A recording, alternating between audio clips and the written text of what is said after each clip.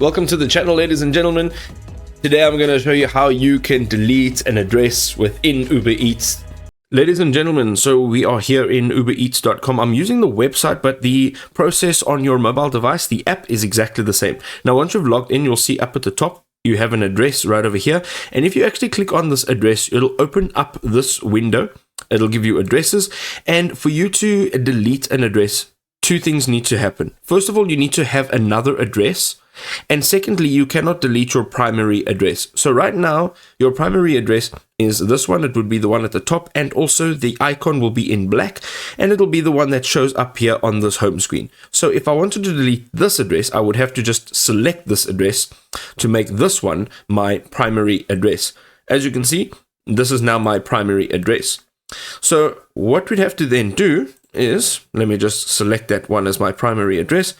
And so we want to delete this address. So let's just go to the pencil icon over here on the right hand side.